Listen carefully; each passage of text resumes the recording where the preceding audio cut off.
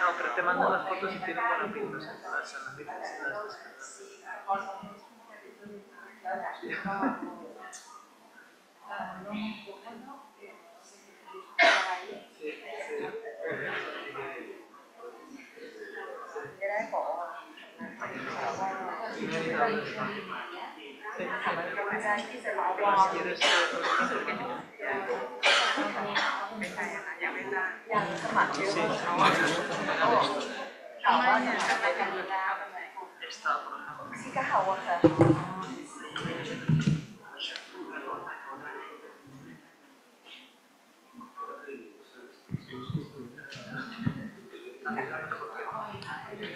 Good afternoon. Welcome back to the seminar. So in this session, we will have 4 speakers in total.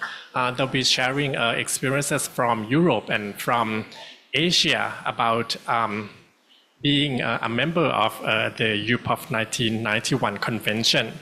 The first 2 speakers will come from Asia, and the later 2 will come from Europe. So the first speaker is joining us on site today. May I invite Dr. Nguyen Thanh Minh from the Vietnam Seed Support Service Center for his presentation.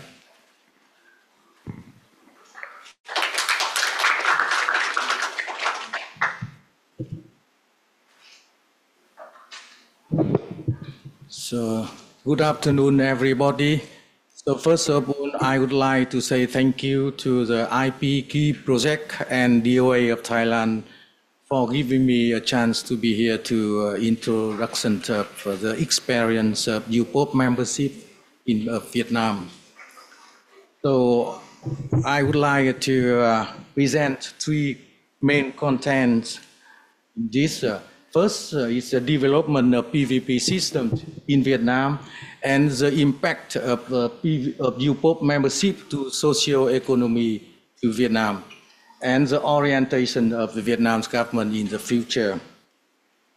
So before to go to the main content, I'd like to say something on the situation of Vietnamese seed sector before we joined UPOV. So before we in Vietnam, the main crops are food crops only, and rice, mainly rice and maize. In the production also, and also in the breeding facility, we just focus on the rice. And we have a very new plant variety, and almost the new variety we imported from overseas. And the breeding and seed productions only conducted by public sector. At that time, only some institute, research institutes, or even seed companies belong to the government. And the seed company had just doing as breeder. They have no facility for the research or breeding new variety. And very few, some private company is new established at that time.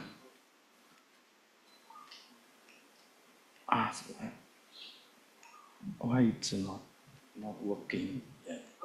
Yeah. So in order to develop the seed sector in Vietnam, our government decided to establish PVP systems. And we start from 95 to 2000 to find the real conceptions of PVP. And from 2000 until 2006, we decided to establish the domestic PVP systems. And we joined UPOV in 2006 because we find that if we want to develop PVP system effectively, we need to become UPOV's member. It's a lot of the assistance from the member of UPOV. So in 2006, we become 63rd, member 63rd. And since from 2007 until now, we exploit we run the PVP system, follow UPOV 1991 Acts and exploit the benefits of the system. Here is the PVP system in Vietnam.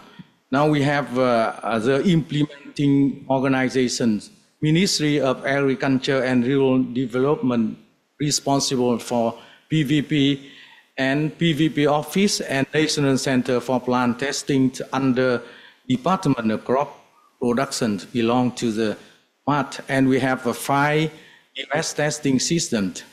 So for the legal documents, we have IP law, and it's a conformity to UPOV 1991 Acts. And under the law, we have some decree and circular to detail some articles of the law. So since we become UPOV's member, we have some cooperation on mutual accepting of the US test report with other member. We have MOC with Japan, France, the Netherlands, EU, and for Singapore, we provide service. We conduct the US test on behalf of them and as a kind of service. And with Korea and Taiwan, China, and now mainly almost the applications from overseas belong to the country we accept the US test if that variety already conduct the US test in their territory. So here is the impact. First, I show you the chart for the application in Vietnam by the year.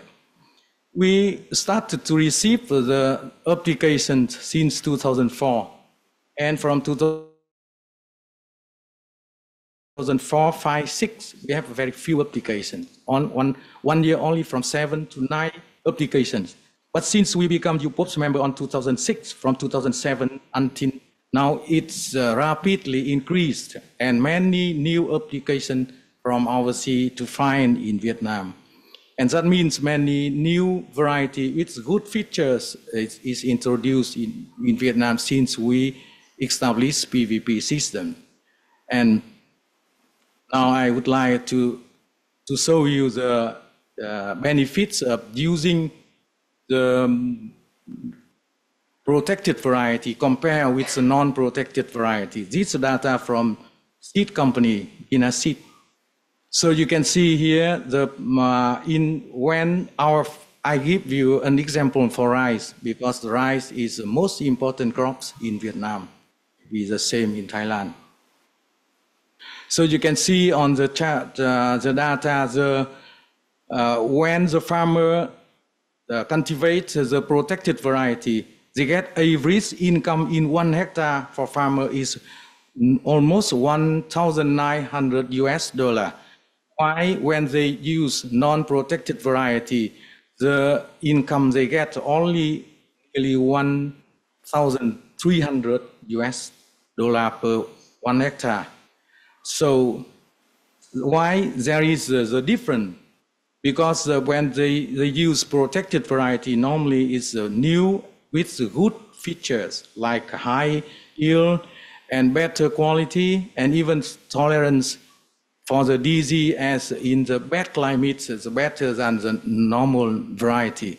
That's why the farmer gets more benefit, higher yield, and even because the quality, eating quality is better. That's why they can sell in the market. It's a higher price when they sell the commercial grains. You can see here 1 ton of the non-protected variety they can sell in the market. It's nearly $300 per ton. But for a non-protected, only 240. That's why even the price of seed for protected variety is more expensive, 2 times more expensive than normal variety. But the farmer prefer to use the protected variety than non-protected. And this is data is in 2021. At that time, the price of rice in the world only around $400 per ton. But this year, from last year, the price increased rapidly, even nearly 700, and some variety we export with more than $1,000 to Europe. That means the data, the farmer gets more benefit than this data. That's why now in Vietnam, the farmer develop more for rice. For the quality and productivity, you can see here it's since 2006, the average yielding of rice in Vietnam only nearly less than 5 tons per hectare. But in 2023, the average yielding in whole country is 6.1 tons per hectare. This is data from General Statistics Office of the National. And in 2017, we have, there is one report by survey by a company, independent company, they focus only 3 species, rice, corn, sweet potato. And they find out that for the new variety of 3 species contributed to the agricultural GDP of Vietnam is 8%. That is only 3 crops, rice, corn, and sweet potato. But now we have so many total, especially flowers and fruit trees. The figure is higher than this. For the quality, as you may know, we have a ST, name of the variety of rice is ST25. We have 2 times the best awards in the world for the eating quality. The first time in 2019 in Philippines, ST5 get the best prize in the world. And last year also, again, ST25. So before around 2000, because we become exporter for rice since 1994, and after we have enough food rice for the people, our government invests many programs and projects how to breed new variety for we call high quality, for eating quality. But at that time we are not success. No any variety is created. But after we have PVP system, you said we have a lot of the variety with the high quality. I mean eating quality, and ST is an example. And I think that is there is a contribution from PVP. And when the farmer use ST25, they can export with 3 times more expensive than the normal variety. So the farmer income increased by the using of new variety with high quality. So I saw again, even Yolanda this morning already explained, but I talk some more. This is specialized the process from breeding and introduction of new variety to the farmer is introduced after we apply PVP. Because before we have the PVP, the breeding only conducted by public organizations like research institute, university, and after breeder have a new variety, they have to introduce to the farmer by themselves. So with no professional distribution systems, and they do many work, and they don't have time to focus on the breeding facility. Breeding is their skill, but they have to do everything. That's why very few new variety is created. But after we have PVP, they transfer to the seed companies for royalty, and they continue to concentrate to the breed because their skill is the breeding. It's not commercial like marketing or some selling or something like that. Because the seed production and seed selling is a skill from seed company. The seed company, they will do better. That's why when the specialization is developed, many new variety have chance to be created for the production. And the company, they have the good system for distribution. That's why the farmer have chance to access the service, good service. And it also good for the government when they control the seed quality in the market.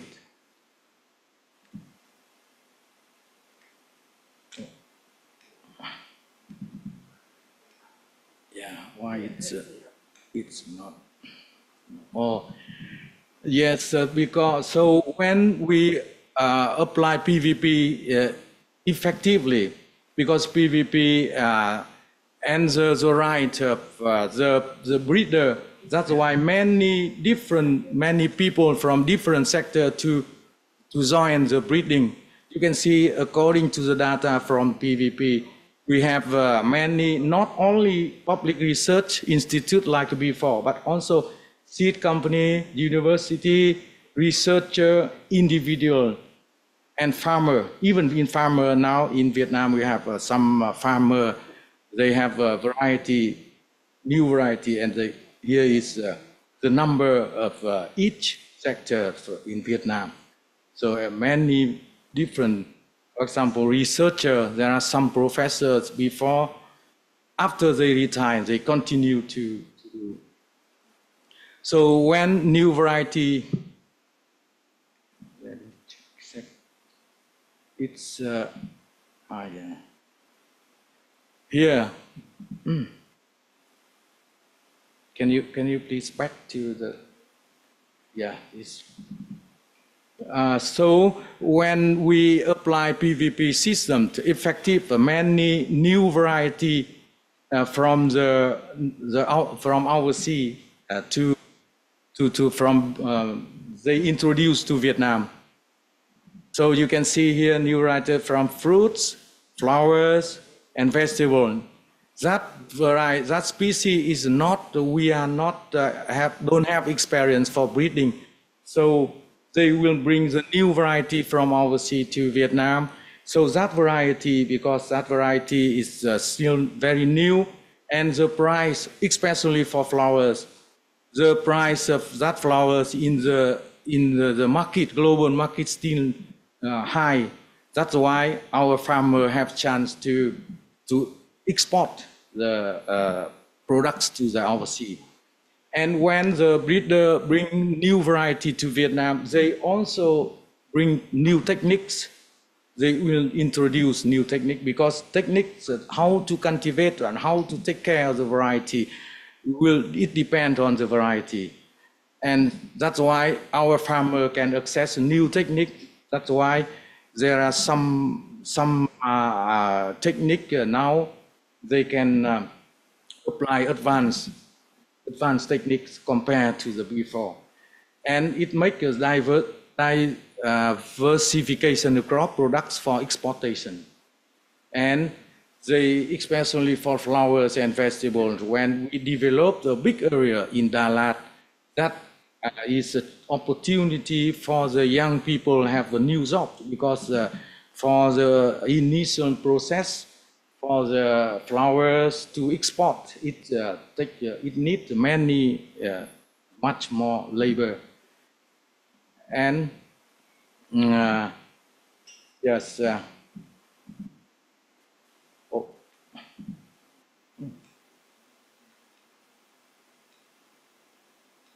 why it's automatic? Yeah. So if you want to go back to this one. Back here, yeah.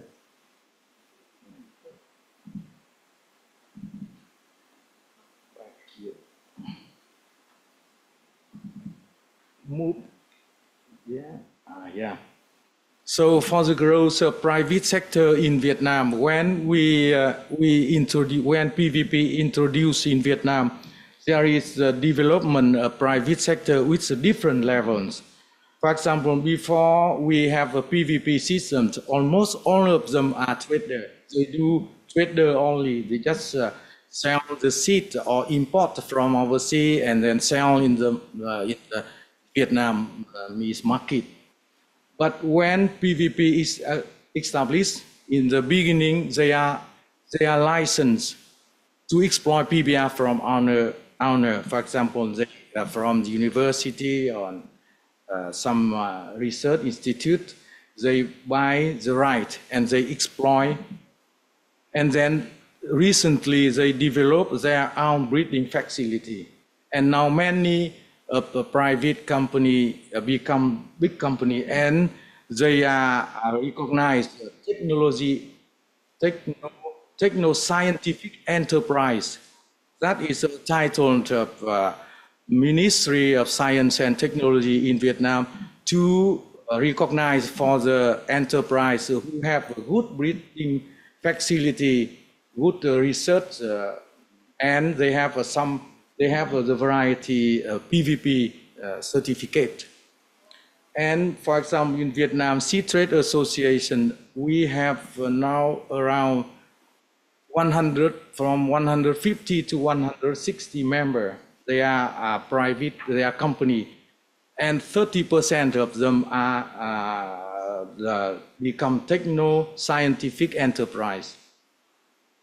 And when they have increasing their ability on the competition in the market, domestic, and even some of them now expand to the global, to Laos, Cambodia, and the south of China. And when they become bigger, they contribute to the big policy of the government. So I show here now in Vietnam we have 4 big policy concerning to the agriculture. That's a land consolidation, reorganize pattern crops, food value chain, and safe crop production.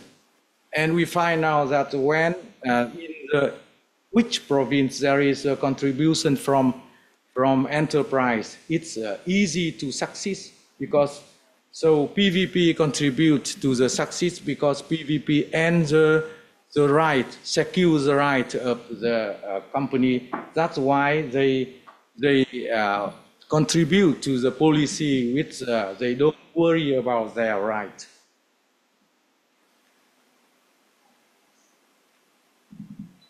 So here I show you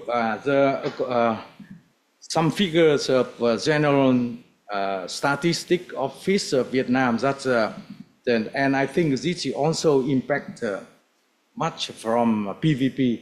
Here you see before some products, agriculture products, Vietnam export in the market, global market, only rice, coffee, tea, rubber, and cashew nut. But recently we have many new products like a fruit tree. Fruit tree, we have many different types of fruit and flower, vegetable. And even about some years now, we export only medicinal plants. And here is you can see in 2006 the value of export for crop products only 5.6 billion US dollar, but in 2022 that is more than 22 billion US dollar. And for the income of rural area, according to the figure from General Statistics Office, in 2006, the income of one person per month in rural area only 31.6 US dollar per month. But in 2022, that is 164.4 US dollar per month per person in rural area. And this, I think this is a contribution from PVP because for the rural area, their main job is crop production.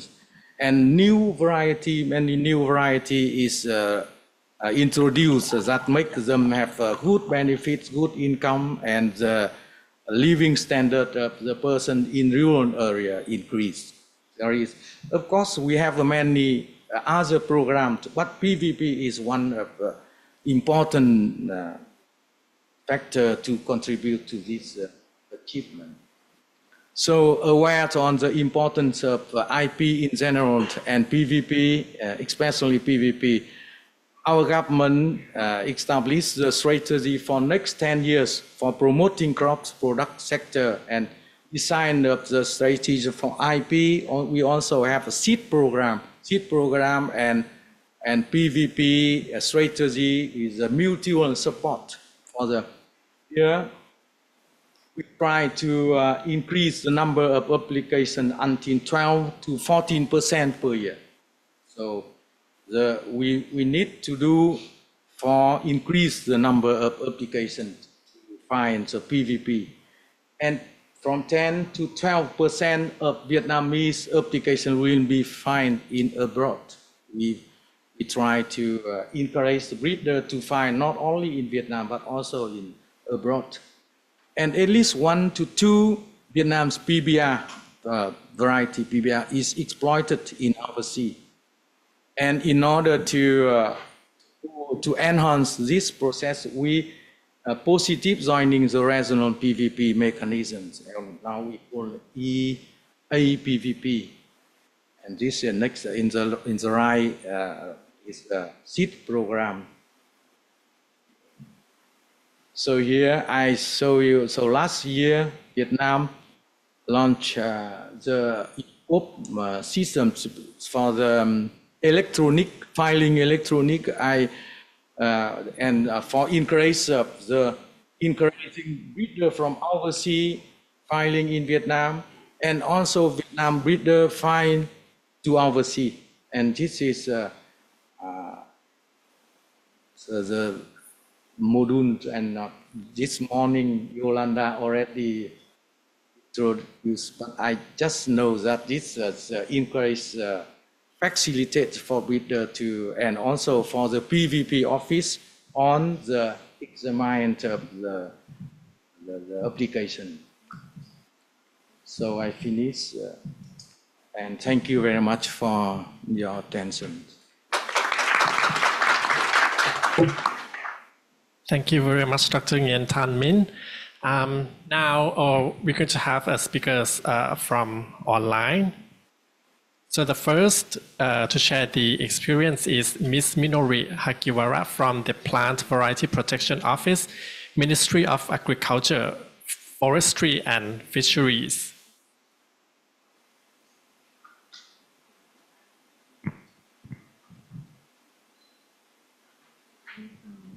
พร้อมไหมครับโอเคนะครับ over to you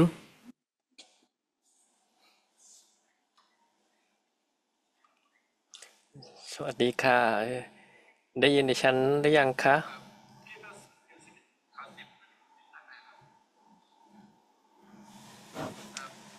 You say a few words so we hello, can you hear me? Okay, very good. Thank you. Okay, good. Thank you.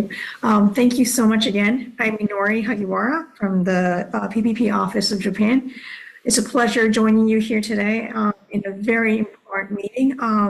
Thank you so much for organizing this, IB Keys and the DOA of Thailand. I really appreciate this opportunity. So I'm going to upload my presentation. I hope you can see it. Let's see, you can see it. Oh man, this is you can see it there. Okay, so I hope you can see it all. I'll be going on. Yes, so, we can. Thank you. My presentation today will be resonating a lot with a lot of the presentations that were before me. And I do really, because there was a lot of emphasis on the benefits of joining UPOV, I really also want to show what the challenges would be if a country doesn't join UPOV. And so we have to talk about climate change because we are all experiencing it. And so NASA has recently come up with a study saying that by the end of 2070, there will be a projected decrease in a lot of the crops. And the areas in redder colors would be experiencing more decrease in crop, but in average maize, there'll be 24% of decrease. This is just a simulation, but there's another simulation. Many simulations are there. This is from the ADB. It's from the Report of Building Climate Resilience. They say that there'll be from 10% to 95% decline. So there's a huge range, even in simulations. But even if it's most conservative estimations, it would be 10% for Southeast Asia for wheat production, and also for rice production, there will be a huge decrease. They say. So much so for simulations. I was very interested in what the actual production rate was for Thailand. When I was a child, which is like 30 some years ago, my image of Thailand was one of the biggest rice exporting countries. I hope it still is. But when I checked the results of the statistics offered by the Office of Agricultural Economics, I realized that there is a declining trend. This number over here in the left-hand corner is the sum of the major rice and secondary rice of that year. And also there are results saying from the Environmental Office of Thailand saying that there's a lot more, flash floods, prolonged droughts. Also, a nighttime temperature increase is reported by the World Bank. These are all possible effects, causes of a decrease in the rice yield. So why do we need UPOV in climate change? Well, first of all, climate change doesn't come like in a uniform way. It would always have differences among the regions, even in one country. Some areas might have more rain. Some areas might just have, completely less rain with a longer time of drought. And each region has different ways of cultivation. So one variety is not going to save everything. So a variety, bred outside of Thailand may not be the answer to region in Thailand. Also, climate will further change. In the coming years, it will be different. In 10 years and 20 years, it will be completely different. The precipitation patterns, maybe the way the disease might be different.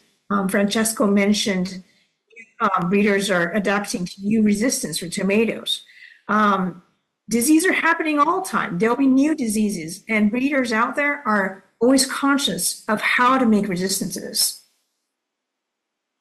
And so the most important thing about this is that, there's no one size fit all. We've been hearing this word, but it's true. We have to develop varieties for each regions, for each market, and there'll be different needs. And that's why we need all hands on ground, meaning we don't just need public sector, but we also need individual breeders, like farm breeders that Yolanda mentioned. Dr. Minh also mentioned about farmer breeders. These are the kind of people who knows what they need the most, and they're the closest to breeding. And I think the numbers of plant variety applications in Vietnam before joining UPOV and after joining UPOV really shows that. I think Yolanda showed this picture of the application numbers, but in 2004, there was only 4 applications from a public sector. And that was all. But after I joined in 2017, it's not just public sectors, but it's also the private sector that is flourishing. And you can also see that there are individual farmers who are applying. And so you can see that, individual farmers and private sectors are not going to risk investment. They cannot risk investment unless there's a good system. And I think we have to mention the challenges to competitiveness. I did look at the FAO statistics comparing Vietnam and Thailand. And although both countries suffer, everybody goes through the change of climate change. Vietnam seems to be having a steady increase in steady production over the years. But it seems that Thailand is decreasing over the years. And some news reports from Channel News Asia, CNA, they mentioned that, droughts and unpredictable rains in recent years have become a challenge for Thailand in rice production. And actually, the Thailand rice industry is talking about having good varieties domestically. They're saying that their Thailand rice is less competitive compared to other varieties, like in Vietnam. They're saying that the average yield is actually half or less than that, and therefore making it hard for them to sell their rice overseas. So these are the kind of things that will be very important, especially in the coming years when we are going to face more climate change. So this is the numbers. Vietnam has, after joining UPOV in 2006, steadily increased the number of applications. It now has been outnumbering application numbers for more than a decade. And we don't know if this is an actual connection, but you can see that the yield of Vietnam has been rising for a very long time. Now it's 6.1. But in Thailand, although the yield is sort of in an upward trend, but it's still at 2.8. So, there is a big difference. And I'm afraid that the climate change could actually drive the differences further in coming years. And UPOV is a system that, provides good protection for breeders that breed and take a long time in making this huge investment. It could take 20 to 30 years. For fruits, it does. And so if there's no way to recuperate from this investment, of course, it will be difficult to sustainably produce a good investment, a new variety. It will be only public institutes and a limited amount of budget. There will be limited amount of varieties to be produced. If you want to have everybody inside to make a good breeding activity, you have to have a good system to sustainably produce new varieties. And so finally, let's go talk about Japan. We are also facing a lot of issues with climate change. This year we're striking the hottest year. In Japan, we're actually facing shortage in rice. We've never experienced that kind of stuff. But this year, because of climate change, a lot of the production in rice, the qualities are going down. We're facing a lot of brand rice that can't be sold. And so the prices of rice are going up. These kind of stuff can be issues of food security. And of course, we also have the issue of immature starch formation. This is happening more and more. Apples, the colors are getting bad because of climate change. We're definitely facing a very big issue here. And so one of the biggest and most effective adaptation efforts are bringing new varieties. Next to that is better water management. But because new variety is so important, the numbers of plantation of new varieties are increasing each year. And I have to say, after this year, we're having a very bad production year this year. The need for new varieties will increase even more.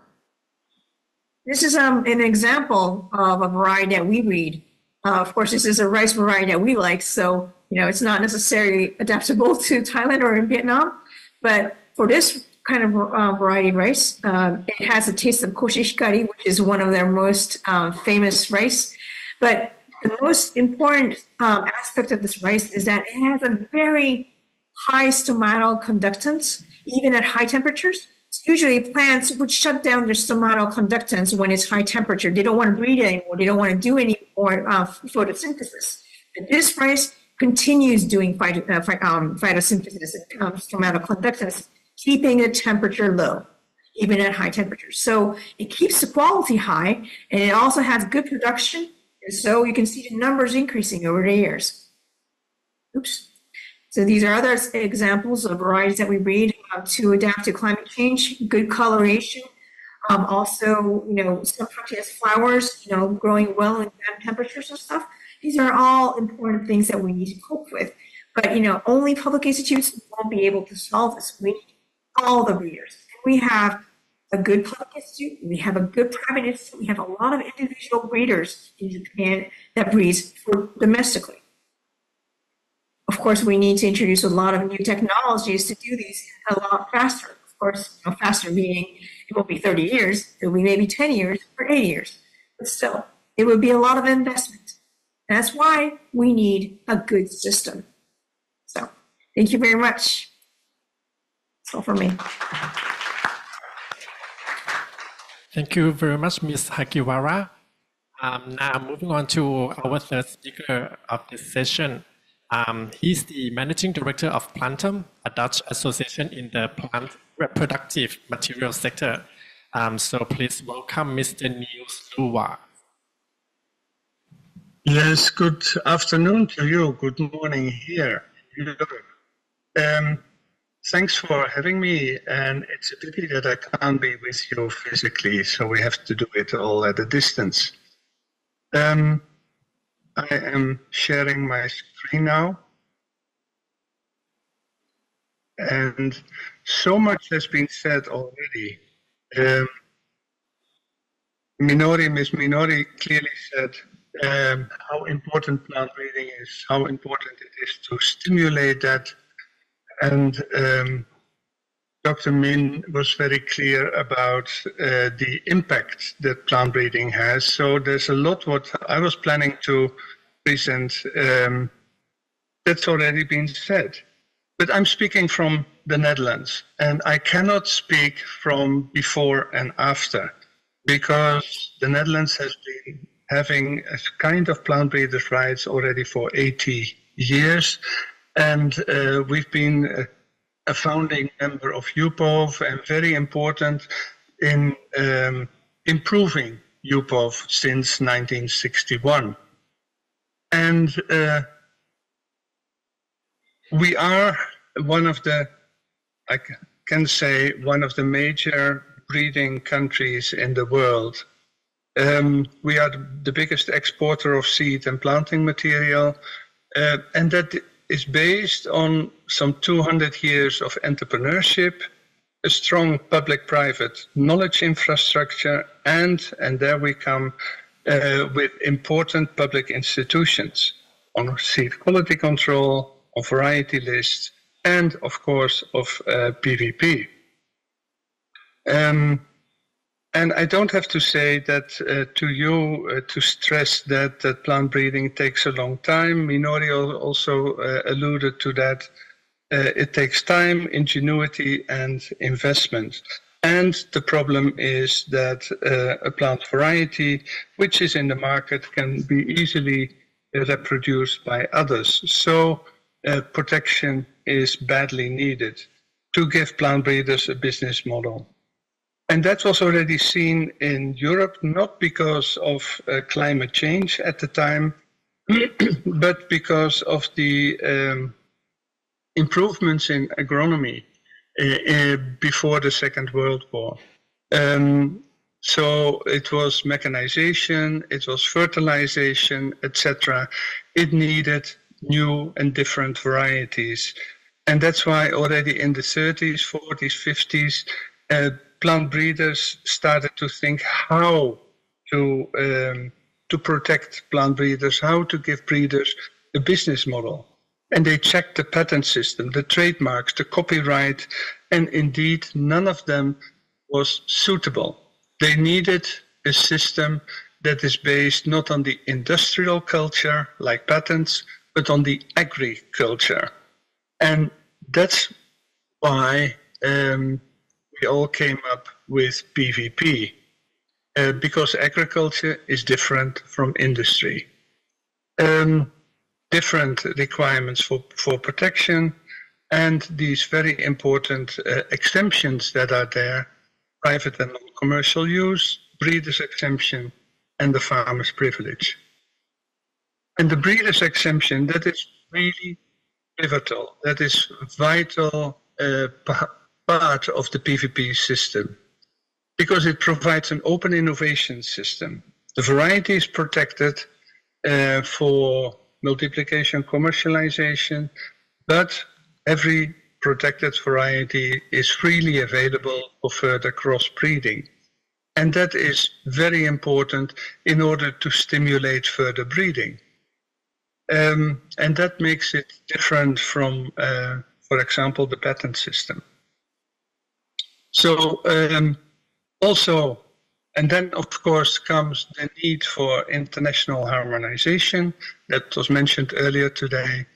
That was seen very quickly. So already in '61, and that's already quite a long time ago, it was agreed that we need to have an internationally harmonized PVP system, both in terms of the regulations, but also, like Dr. Minh said, that not every individual country has to do variety testing, DOS testing for every crop. You can take over, you can use other PVP member countries' DOS reports. And that's also a very important feature of UPOV. So a breeder is protected against undue competition, and he can also choose his own representative in a foreign market in order to get the varieties out as effectively as possible. It was also mentioned, Dr. Minh was also very clear, public breeding, they cannot cater for all the diverse needs. Minori also said that very clearly. But still, public breeding can be very important for a number of crops in most countries. And also, public breeding has a problem. I experienced that in countries that I worked in South Asia and in Africa, that when a public variety comes out and all seed producers can start to produce it, nobody will take the initiative to produce that new variety. Because if it's getting popular, then all the other, they will have a lot of competition in the seed market. And indeed, public research is not good at commercialization. I mean, that's very clear. It does need, however, very carefully drafted institutional policies for public research to use plant breeders' rights, because you do give, as a public institution, an exclusive contract.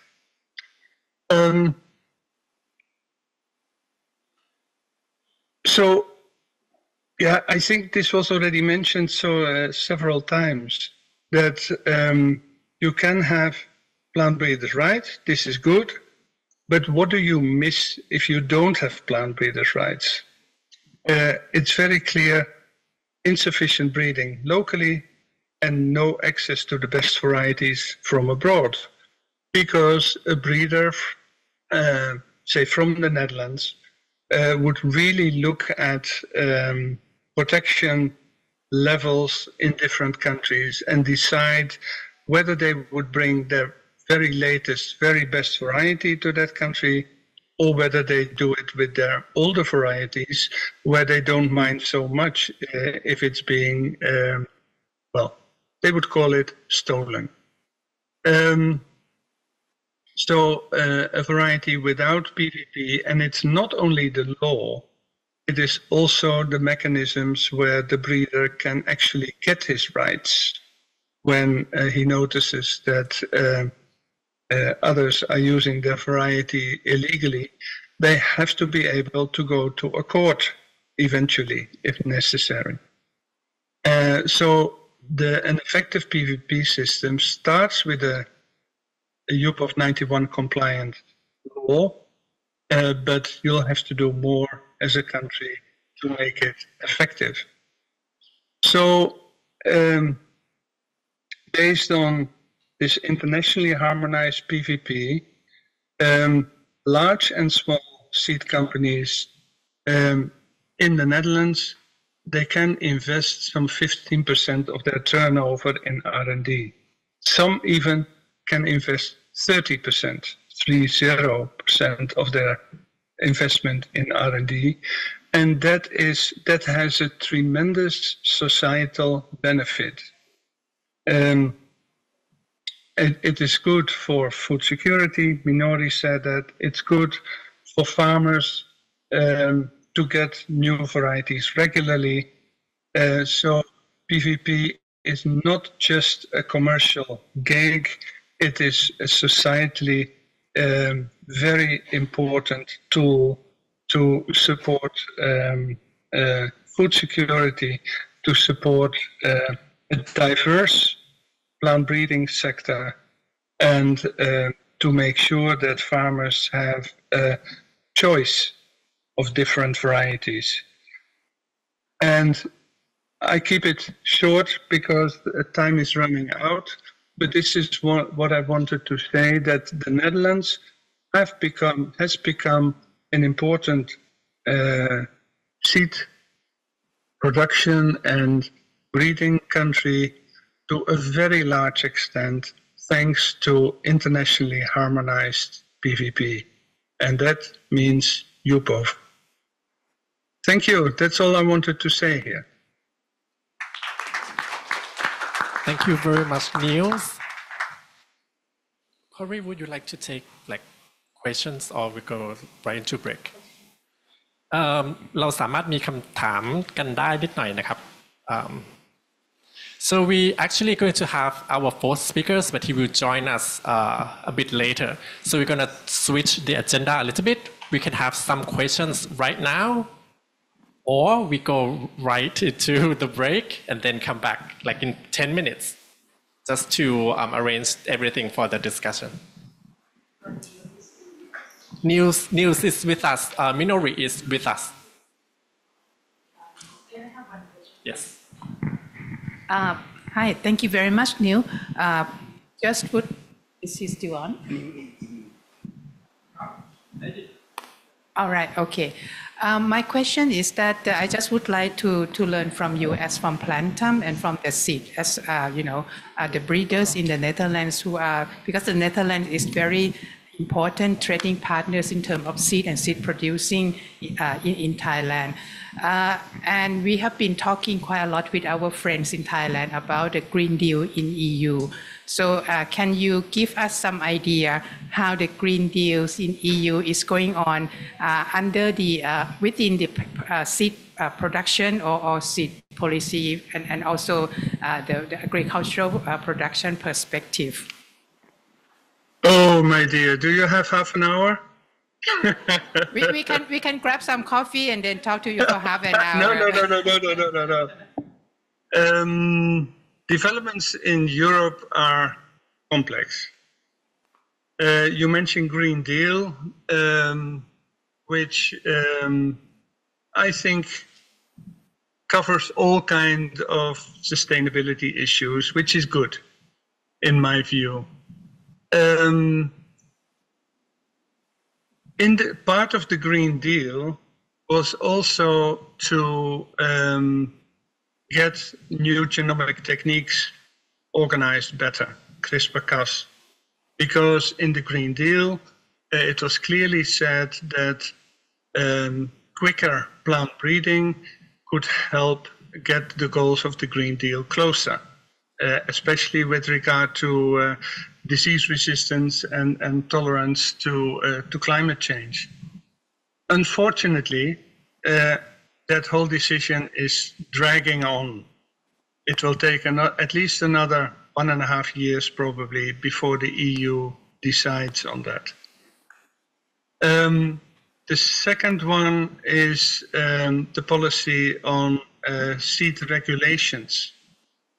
We have a very well-functioning but complex rules on variety registration and certification, seed certification. They are discussing that process, and that also has some risks in it.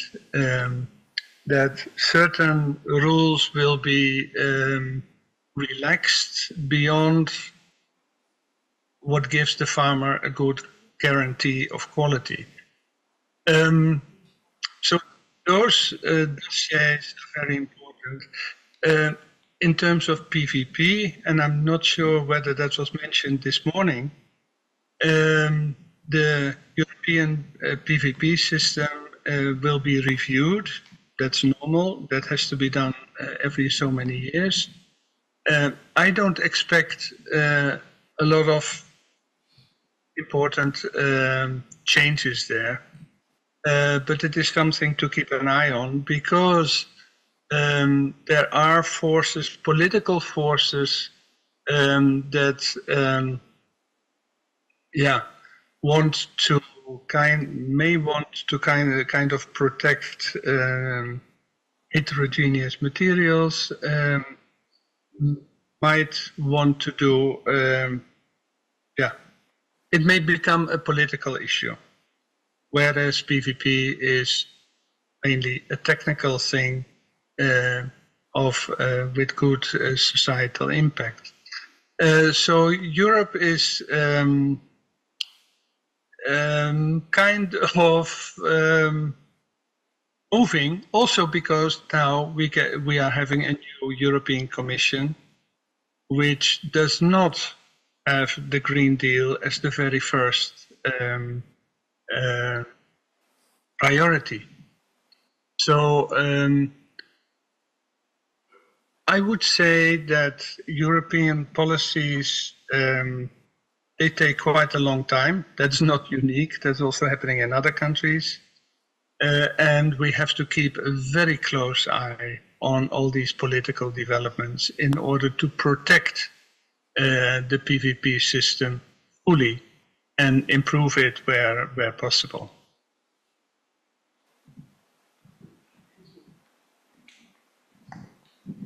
Thank you very much, Niels.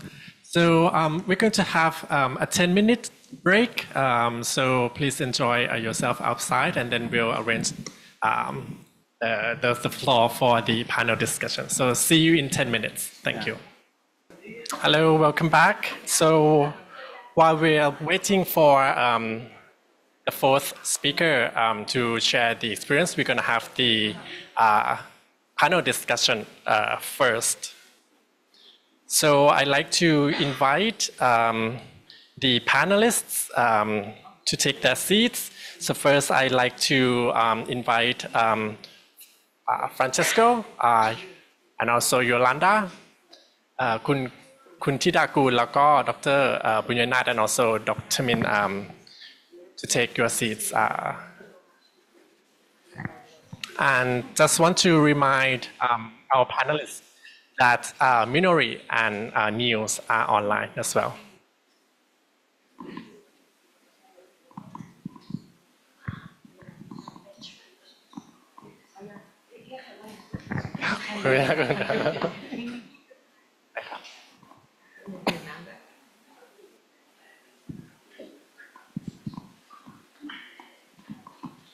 เรามีไมค์กันอยู่4ตัวนะครับก็อาจจะต้องแชร์กัน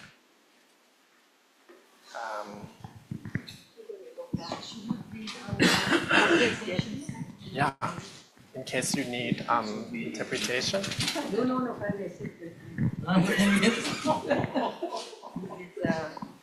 NGO. I'm NGO now.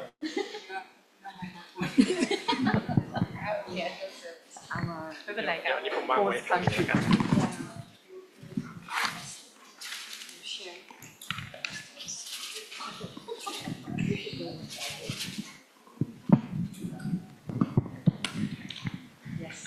เริ่มเลยใช่ไหมคะ So maybe we can begin with some questions that we have from the morning sessions that have not been answered. So the first question is, what is Thailand's strategy or milestone in terms of becoming the UPOV member? So this is the first question.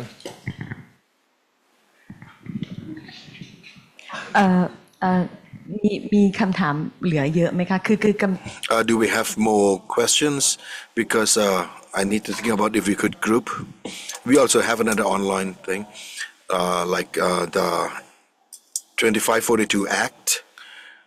What we are going to do about that? That's a short one.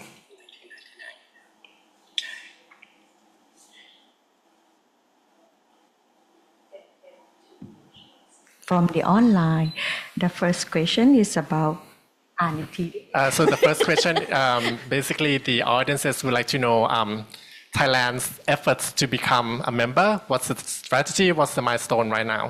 And also the second question is what Thailand is planning to do, I guess, with the existing law from I think both two questions is direct to me. Okay. Please allow me to answer in Thai. It is a question from overseas participants or from Thai? ไทยครับ From Thai ใช่ไหมคะค่ะถ้าอย่างนั้นก็ขออนุญาตตอบเป็น So please allow me to answer it in Thai.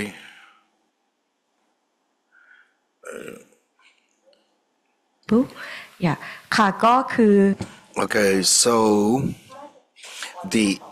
I'm going to answer both questions at once because they're related. Because the PVP Act that we use currently, it's different, clearly different from the UPOV 1991. So we need to revise our PVP Act, especially for the the new species, so that it has meets certain standards and provide rights of breeders at that correlates to the UPOV 1991. Then only we can be a member of UPOV. So next, what is our plan? What will be our strategies? Let me look back a little bit. About 10 years ago, that time Thailand had the FTA discussions with the US, which there were issues on being a UPOV member, and that time the people were disagreed with it, and that was the first time when I worked. It was there was a protest. It was in Chiang Mai, and then Thailand wants to join with TPP. Yeah, that was a few years ago.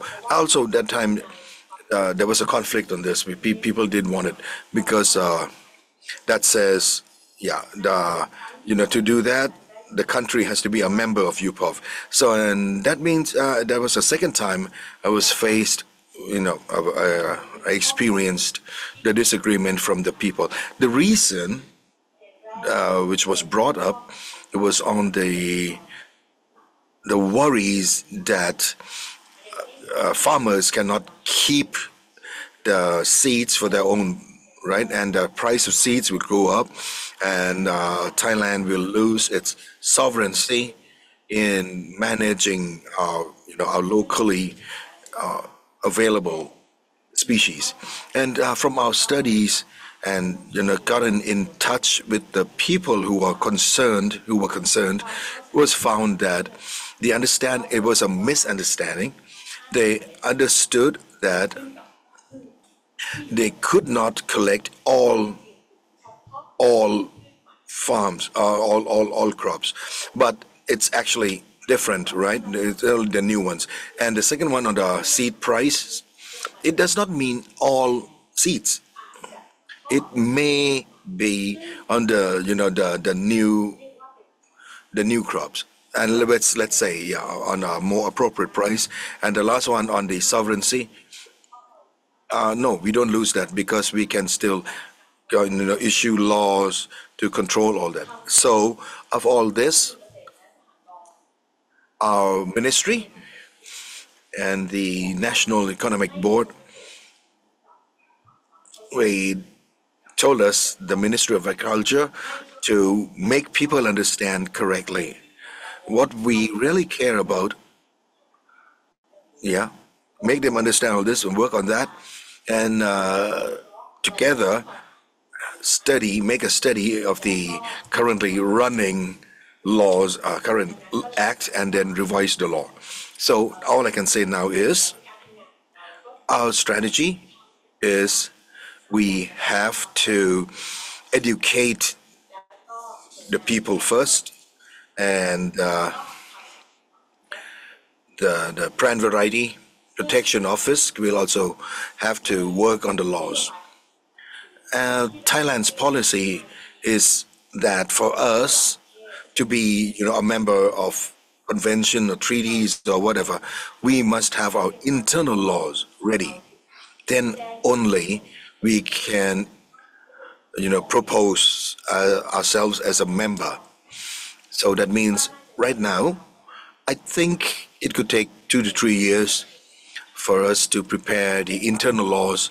But if we could do it quicker, then it's going to take less time. So yeah, it has to go in parallel.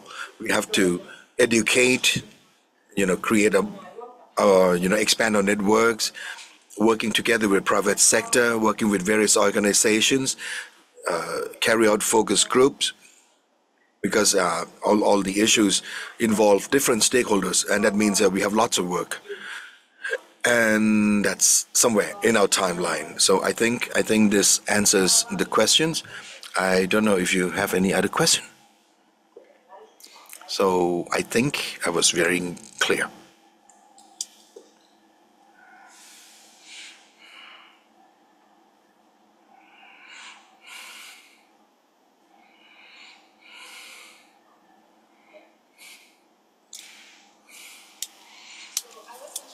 In what the Vietnam delegates has presented about the advancement of the agriculture in Vietnam after the adoption of UPOV, and it's very interesting because a lot of things in Vietnam are very common in Thailand.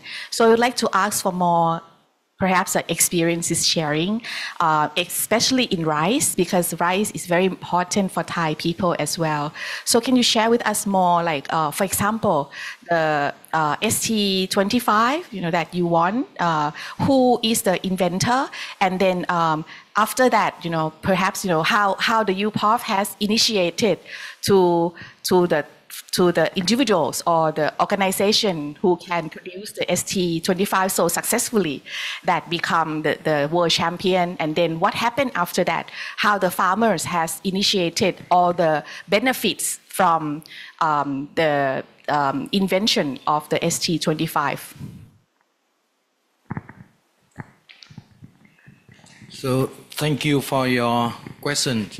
First, I would like to mention in general for rice in Vietnam, because as you know, before we become UPOV's member, very few variety, and only from research institute and some university, agriculture university, and mainly they select from Erie. And is not really by breeding by Vietnamese, But after that, you can show in the chart the number of variety created bred by Vietnamese is increased compared to the overseas. Even we include, but the domestic and especially for rice, about at least 70 to 80% are the variety bred by Vietnamese. And for the ST25 case, that is the one individual, he is before he is a researcher in one center of research center of Đồng Tháp province in the south of Vietnam, and he retired now he's about 75, 76. He retired about nearly 20 years ago, and after he retired, he continued to work as breeder, and he have a series of ST. ST means name of the province. He named that because Sóc Trăng is the name of his province. He was born in Sóc Trăng, and he put the ST. He has about 20 variety defined in PVP, and 24, 25 is best with the price as I show you. And in 2019, after he get the prize, the best quality in the world in Philippines. So the province give him 2 hectares, or he give free awards for him, and he continue to select the selection, to do selection for rice. And also he spent a little bit to establish the processing factory to proceed for processing seed. And he also produced in some province around, he established a company, and now he and his son now is director of that company, and they produce and distribute the seed to Hanoi and Saigon to sell the commercial grain. And for seed production, he licensed to Vina Seed. There are some company produce and pay him royalty. So the export, some exporter, he don't export to the overseas because his capacity not enough. But he licensed to the other seed company for but I know that Vina Seed and one company, his name is Minh company, to produce and export to the overseas with the price. I think the panelist has the right to ask the question as well, right? Just to continue, Dr. Minh, because the very impressive the success of the ST25. So can you please help us to understand how the Vietnamese government and how the relevant agencies would overcome the, what can I say, protesting or the opposite about the Vietnam, the objection that Vietnam would join UPOV when in the beginning, because that would be the lesson learned for Thailand as well. As Kun Thidakun has mentioned that she was facing 2 times of the protest. So we would like to learn from Vietnam how you could manage the communication or promote the understanding until you get the alignment for you to decide and then join UPOV, and then you have been, now you are enjoying the fruit of that decision, especially for ST25. So thank you. So you means how we solve the problem when the protests on against when we join UPOV, that's right? I think in my country, yes, almost 20 years ago, I remember, it's very hard, not easy. Yes, maybe the same situation. We also have some NGO and NGO maybe from Europe, mainly from Europe. UPOV also from Europe and NGO also from Europe. They came and they complained many different, but in my country, when they send to the Prime Minister office, they send back to ministry, and the Prime Minister requests us to explain them. They said like this, it's right or wrong. You have to explain. And for NGO, many NGO, me now, an NGO, I'm NGO. Why you don't find the NGO who support? I know she also NGO. I'm sure that she support because she always support. So we have to find to collect NGO who is support us.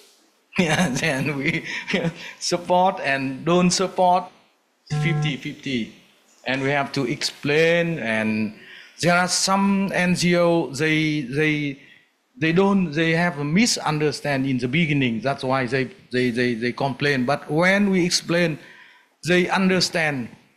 They said okay. They finish to protest us. But finally, of course, it depends on the government. And the government, if the government, because at that time, Ministry of Agriculture, we have to explain and send to the leader side and send to many different ministry to get the agreement idea from other, support from other, from Ministry of Investment, from Ministry of Finance, from Ministry of Education, Ministry of Foreign Affairs. Of course, they support us. Ministry of Foreign Affairs, in the beginning, they support. And some other ministry, when every ministry agree to send to the Prime Ministry, NGO cannot, because all the ministry to send the support idea to the Prime Minister, they cannot. We decided. And of course, maybe we are communist party, maybe a little bit different. But I think even communist party, we have to follow the procedure. You know, one organization in Thailand, one organization that very important is against becoming to Thailand to become UPOV is Farmers Council, สภาเกษตรกร We got the letters from Farmers Council, National Farmer Council. They send a letter to the Prime Minister, to deliver their worries, their concern about. So now, step by step, and every letters that sent to ministry or minister, we reply, we respond, and we clarify, we give the actual information. What misunderstanding, we already respond, but they still keep their mind in that. Anyway, may I give additional information about rice variety? I maybe Minori-san, you can add more information about Suyahime. I don't know, in your presentation you mentioned about success story of Suyahime rice variety or not? คือว่าอย่างนี้ค่ะ there's one There's one species of Japanese rice called Siyahime. It was improved by the provincial office, and Siyahime has a meaning. It relates to the area. It's hilly. It's lots of hills, and so they registered this one, and they received the rights that anyone who wants to grow this,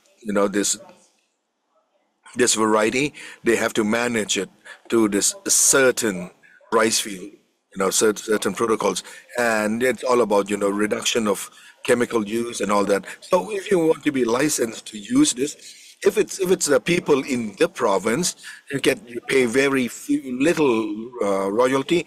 But if you come from different province, you have to pay a lot. And not a lot, you got to pay more, and that also increases its value. And right now, Siyahime variety is still in the market, and they use other IPs, like trademarks, and that is something that's specific to the province. So other than ST25.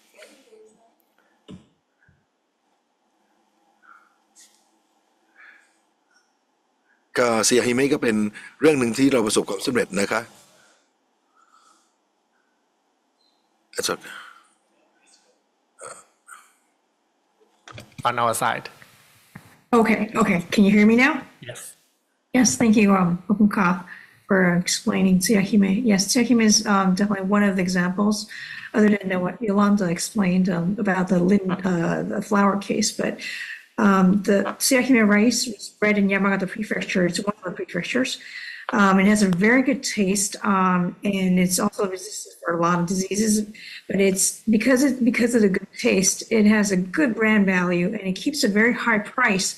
Well, on average, rice prices are reduced in Japan, declining over the years because our population is decreasing, and there's not many rice demand as we used to. People don't eat that much anymore thanks to Europeanized food culture. We're eating a lot more bread. And so usually rice prices are going down, but with Tsuyahime, because of its top quality, it has a very high price. Now, they have a very distinct licensing scheme where they, keep it very low, the licensing price for the Yamagata Prefecture farmers. For farmers outside the prefecture, there's a little higher premium of license. But anyhow, the prefecture really controls the brand they have a standard quality system to keep the rice quality. So they have a trademark also to maintain the brand value. But yeah, it's definitely one area that they have succeeded in. But of course, that wouldn't be the last of it. They are continuously breeding other things like, cherries and also pears. And I think, breeding will be constant development, I must say. Tsuyahime will not be the last because we will be facing problems in Japan, and we are. So I have to say again, we need a lot of breeders in Thailand to actively, breed for Thailand and for each different, needs of Thailand. And I really hope that Thailand government will have the necessary courage to, join UPOV and, become, one of the UPOV members, so we can share all the information that we have. As UPOV members, we share techniques for enforcements, DUS examination. We only share these once we start, becoming a UPOV family. And so I think it's really important that the Thai government really consider UPOV, as the source of their continued competitiveness. Okay, so we have one more speaker to share the experience from Europe, and he has joined online. So can we jump to him, and then we will get back to the panel discussion. So I'd like to give the screen to Mr. Thor Gunnar Kofoed, the Vice President of the Danish Agriculture and Food Council. So the screen is yours. Thank you very much. Can you hear me? ขอบคุณมากครับได้ยินผมไหมครับ Yes. First of all, thank you for inviting me to making this presentation here. I can't unfortunately be in Bangkok at the moment. Could be lovely, but we are very busy in Europe at the moment because it is harvesting time for the agriculture at the moment. First of all, change please. First of all, I will explain a little bit about who am I representing, because of course I'm Vice President of the Danish Agriculture and Food Council, but I'm also chairman for the Copa-Cogeca Working Party on Seed, where we deal with all the seed questions. And when we talk about Copa-Cogeca, who's that? It is one of the largest NGOs in Europe. We are representing about 20 million European farmers and their families, and these farmers, they are producing everything. They have cereals, sugar beets, whatever, crops, grassland for cattle and milk production, pork production, chicken production, all kind of production, even wine and fruits is also part of it. And then we also represent the Cogeca. It is all the cooperatives, because we have a lot of cooperatives, both on farm level, a lot of cooperative farms, but we also have a lot of cooperatives companies who are dealing with all the, who are manufacturing all our products, and also with the trade and everything from it.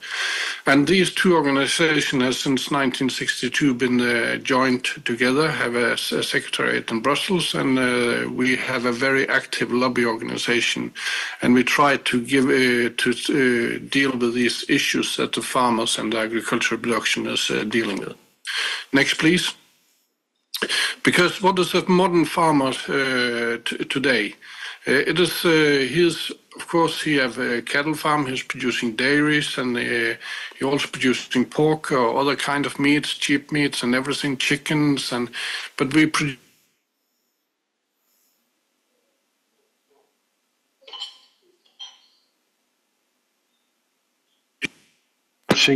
also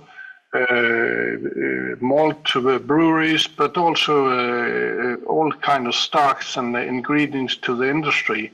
And that part in the bottom, you see, it is actually increasing a lot, because the agricultural production have to take over what we are today using for the fossil oil to produce plastic and all kind of components to the industry. So the agriculture have to take over these things. And the basic of all that production, it is a seed. Definitely, it is a seed. We can't have any of these production if we don't have the seed. And that's why we need to have a very specialized production of seeds. But at the same time, we have to look at how sustainable are the plant production. Because especially in Europe, the sustainability is a top issue of the political discussion in Europe at the moment, and especially about the climate emission. And here, seed will be one of the most main issues if we want to deal with these things and still have to supply the world with food and supply the industry with the ingredients. Next, please. And in Europe, we have a very good market regulation, and it is under the UPOV. But the market regulation in Europe, it is very good because we have the DUS. It is a distinguished use of, it is for the breeders that we can make the distinguish between the varieties, and the breeders can have their royalties back on the varieties. But the most important things from the farm side, it is a VSU in the new regulation.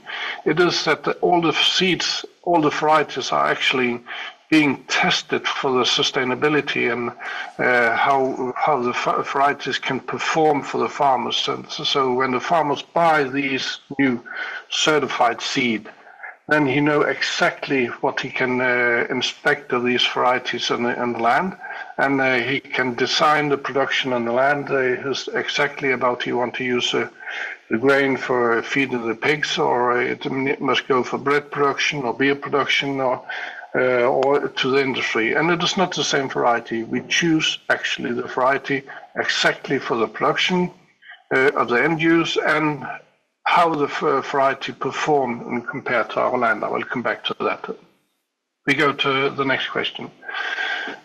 And a very big, important discussion in Europe now. It is about we must have the community plant variety right system as we have, and then we have the other system. It is a patent system. And from the farmer side, we are very much in the favor of the community plant varieties right system, the European system, and we are against the patent system. I will come back to that later. But it is it is not because we don't want to pay for the new variety, they pay for the innovation of new variety. It is a question about how free and open are the possibility for making all the products, and the European system is kind of an open source system. If we go to the next slide, so it is more easy to, because if we see here, in the left side, we have the breeders. They breed a new variety, and then they make a test of that variety. It is an independent official test of the varieties, where we make these DUS and VSU tests, as we talked about.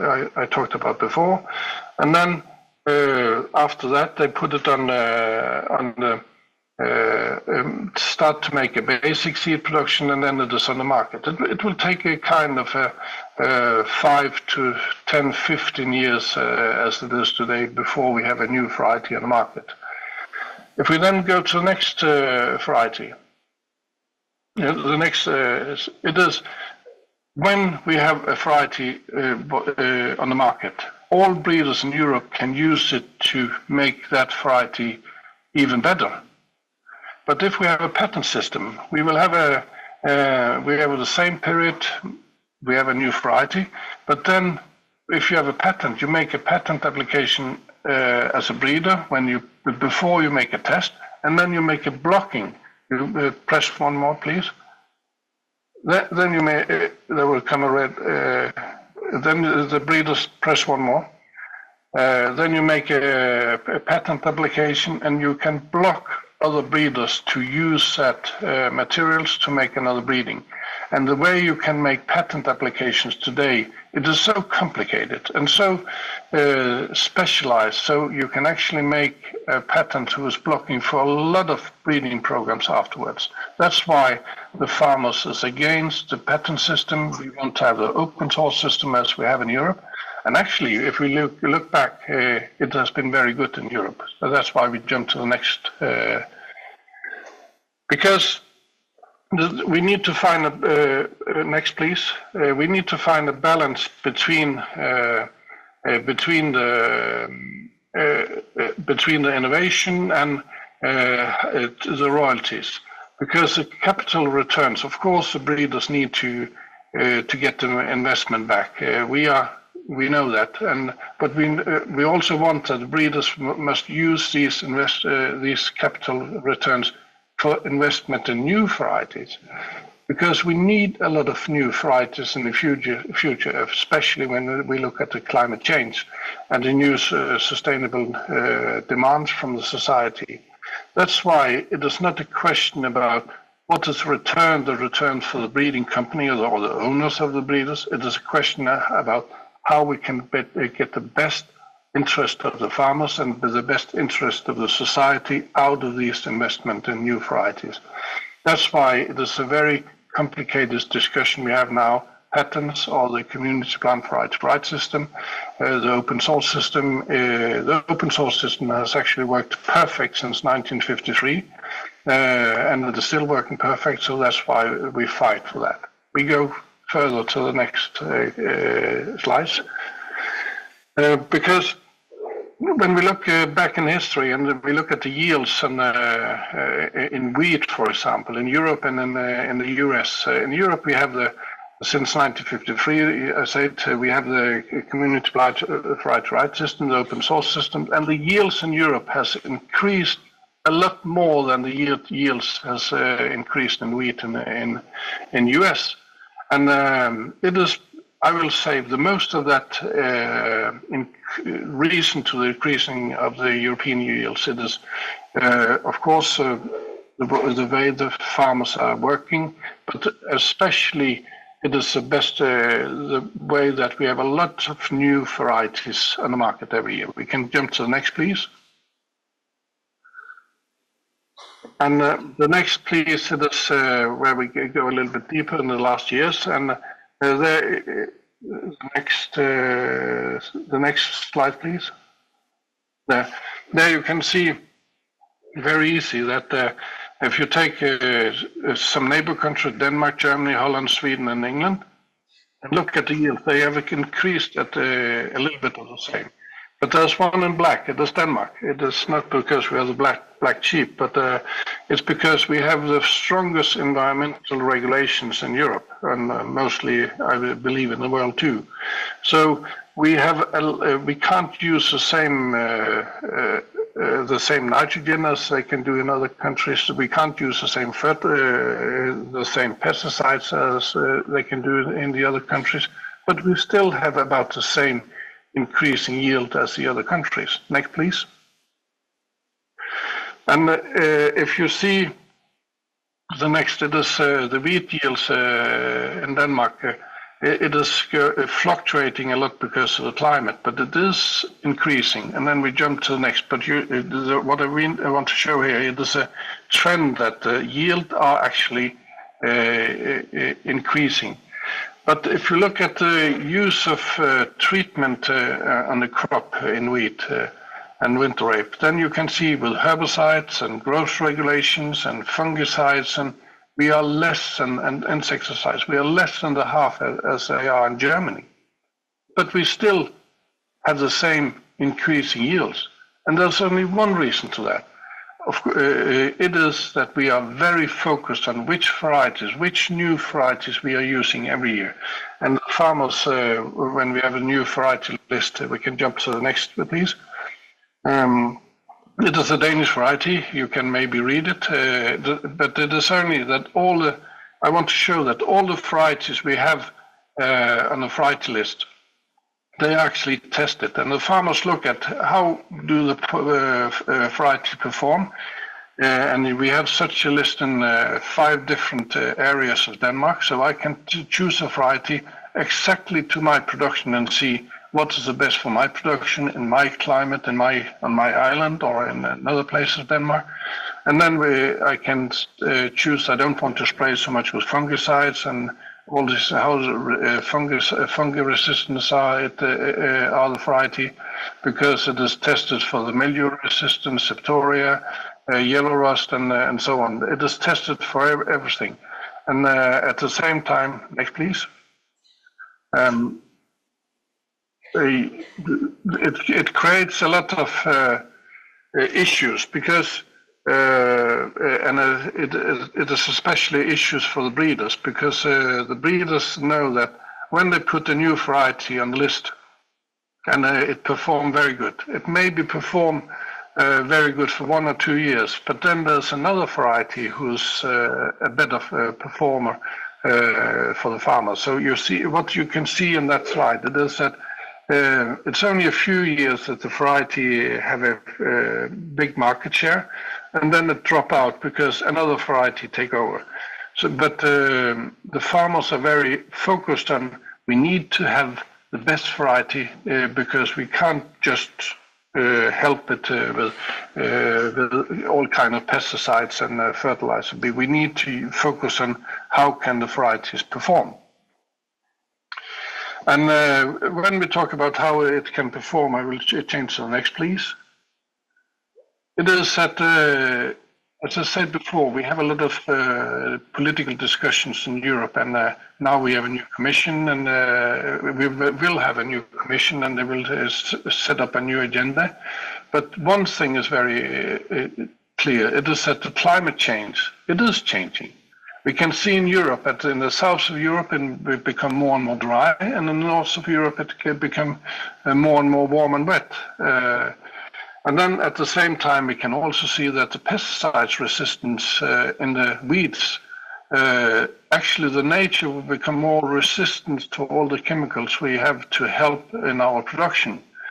So that's why we need to have better varieties, because we can't have go on with that that we have been used for in the last 50 years.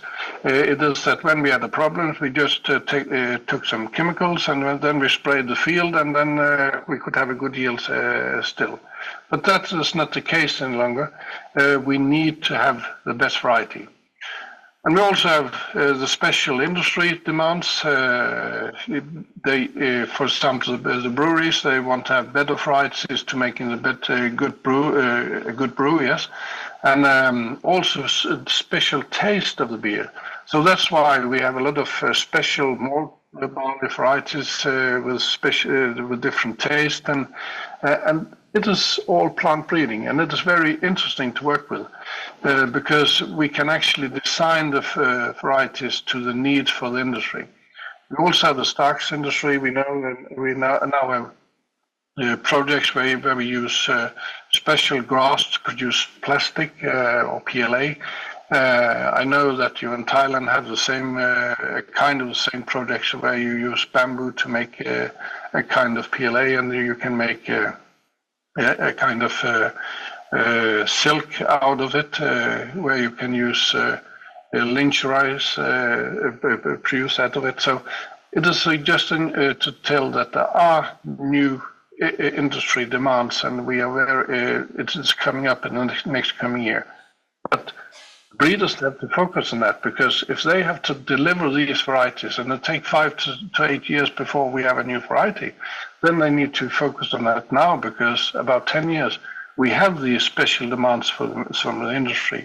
That's why we need to have a good relation between the breeders and the farmers and the industry, how to deliver all these new demands.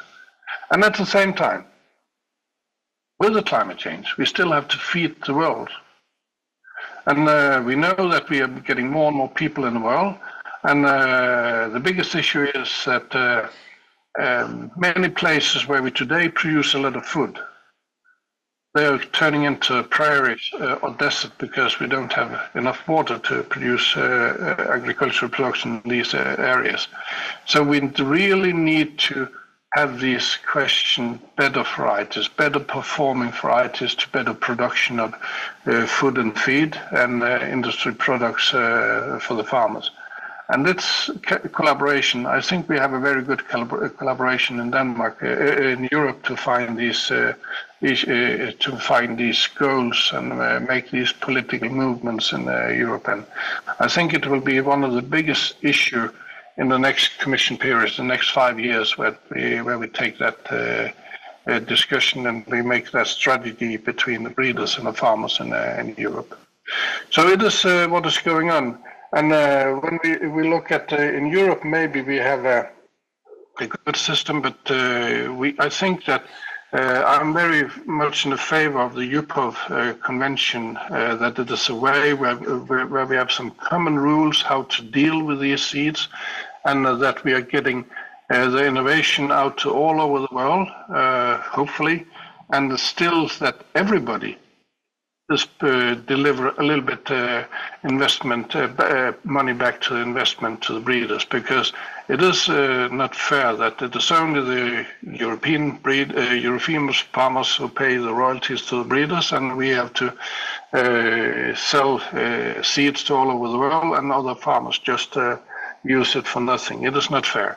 But I will say to these countries who is not a member of UPOV, come on, be member, because we need to find a way where we have where the new varieties is being spread free all over the world, that all the agricultures in the world can use the best varieties directly to what is the best variety to the local areas and all over the world. That is a way where we can make innovation in all parts of the world, because it is needed if we need to fulfill these lines you have in these slides. So it was my short presentation. I could talk about it for hours, many hours, but thank you for listening, and I'm ready to ask questions if you have any. Thank you. Thank you very much, Thor. So now we resume with the panel discussion, and all the speakers will join us on site and online. So if all the speakers are online speakers are still with us, can we bring them on the screen? And may I invite all the speakers to the seats in front of the room?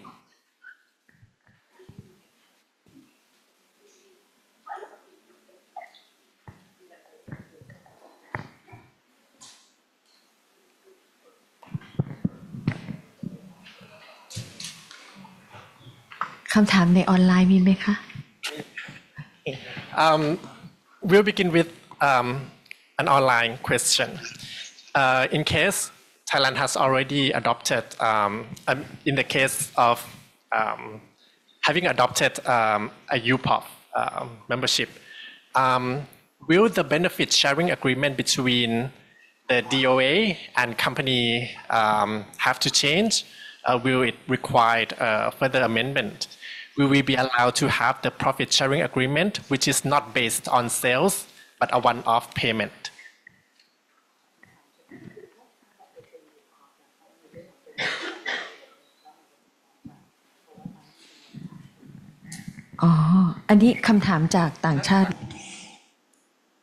Okay, this is a question from a Thai person. If I understand correctly, it means that, okay, say we are a UPOV member, that means our laws, go in line with UPOV. So that means we will have like, new, it has to be novelty. It has to be, it has to comply with the DUS and the naming nomenclature. And fees, that's UPOV's condition, which is different from Thai. Thai has another one. Thai has only like 6, right? But Thai has another one. It says if you want to use, the general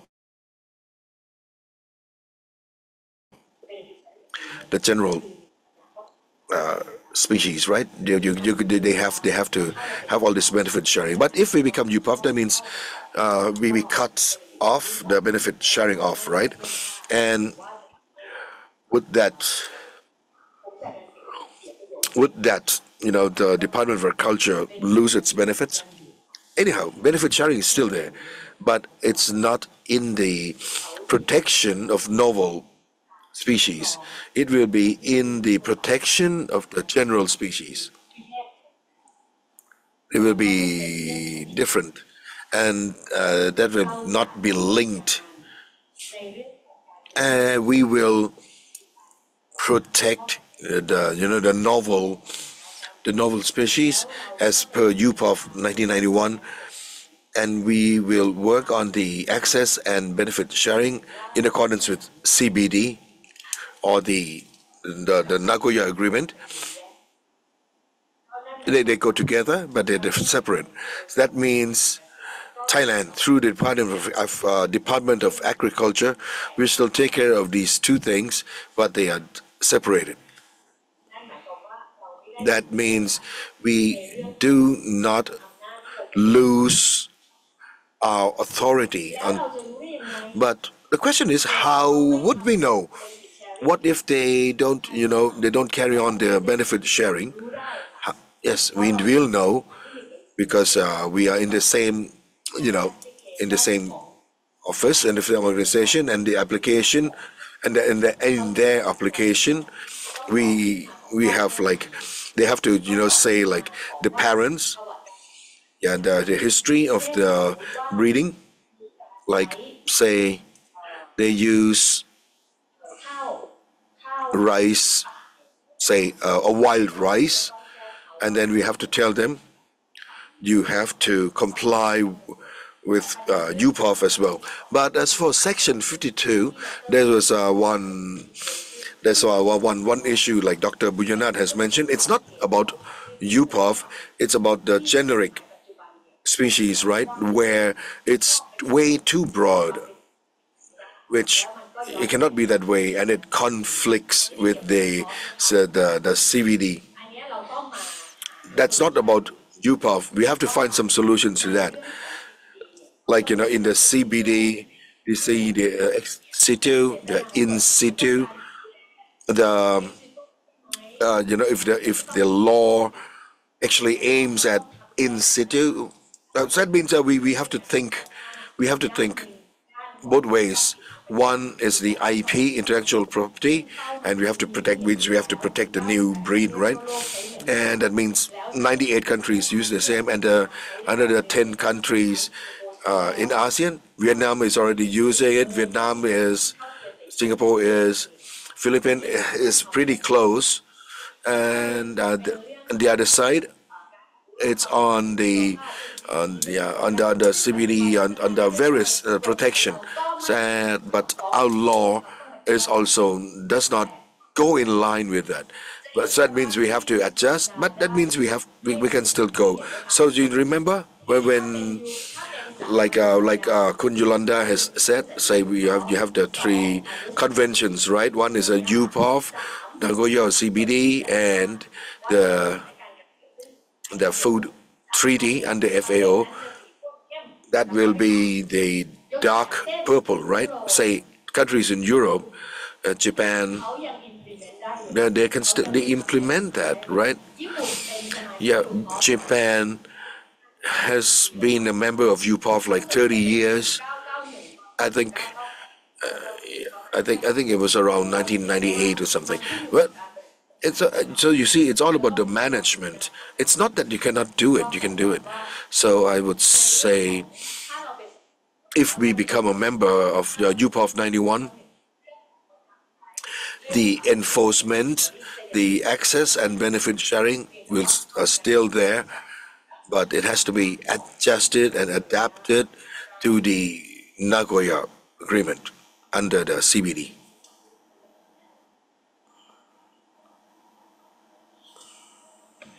I saw you raise your hand. Thanks.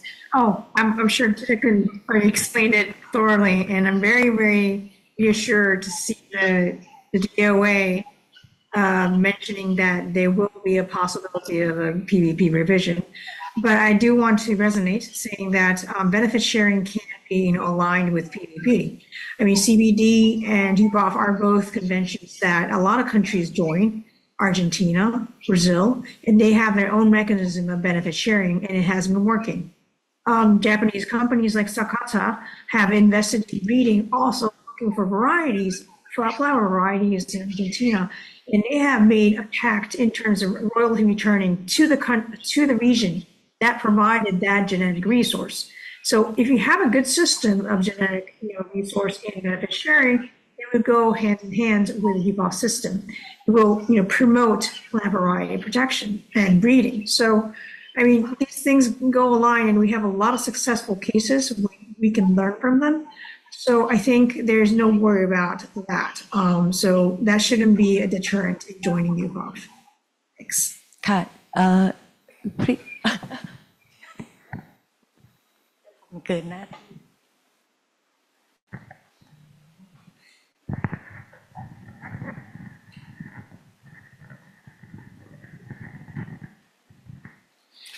Thank you. My name is Gijs Steuners. I'm from the Embassy of the Netherlands. I have a question about the timeline for the implementation. This morning it was mentioned by the representative of the European delegation that will be part of the FTA negotiations. How do you see that? The timeline for the FTA is less than 2 or 3 years, I hope, but maybe it will be that timeline. Maybe you can give me some insight on that.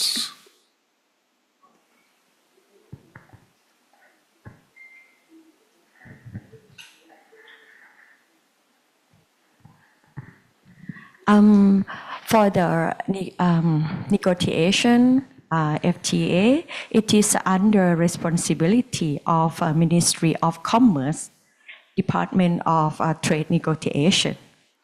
There are a lot of issues. There are many issues related to the FTA, but for us, plant variety protection is at very tiny point under the intellectual property section. So under the intellectual property section, the Department of Intellectual Property, Ministry of Commerce is the leader of negotiation. So we, frankly speaking, I cannot say anything about this issue. I just know that even the draft of the agreement, it is confidential. Please excuse me. Yes, this is correct. We still have no date. This is going to be in the future, but it's foreseen in the negotiations in the next round. That, as was already previously said by Lucia, it will be in November, the next negotiation. Thank you. Thank you, Ka.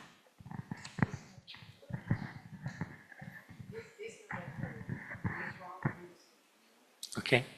I have one question to Dr. Min. Yep. So as you know that we have a local PVP regulation, and when we implement or use this regulation, the one issue that we also always found is that the farm seed from the farmer, and if we adopt UPOV 1991. Okay, for your country, Vietnam, you adopt the 1991. Do you have any issue on the farm seed from your farmer? Yeah, thank you for your questions. According to for the legislation, legal documents of Vietnam, we follow UPOV 1991 Act. But because when we decided to join UPOV, our government request, our law have to conformity with UPOV 1991 Act.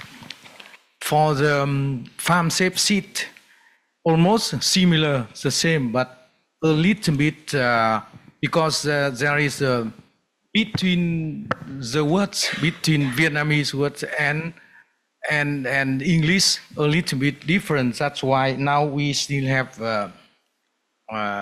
some discussion about this, because in my country we have separate the farmer. Farmer is a small household who produce under the land, the law land divided by the government. It's enough for them for living their side. But farm in English means a big station. So maybe farmer in English maybe is the owner of the land. So that's why when we draft the law, we have because in Vietnamese language we say in the law it's a Vietnamese. But at that time, because in the beginning we focus on the food crops only. That's why for the food crops, our farmer, for example, rice, our farmer have no custom to save the seed for next season.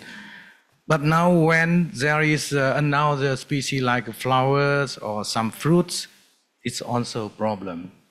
So that's why we continue to propose the parliament agree to revise of the law. For example, we may learn from Japan law. For example, they specific some species the farmer cannot save the seed. And in last time when we revised the law, the parliament already agreed to revise. But then after they agree the draft, then the next parliament come and they start beginning and some other explain not good. That's why now it's already. But next, I hope UPOV have a comment, continue to send, because now some flowers and fruit tree problem. Thank you.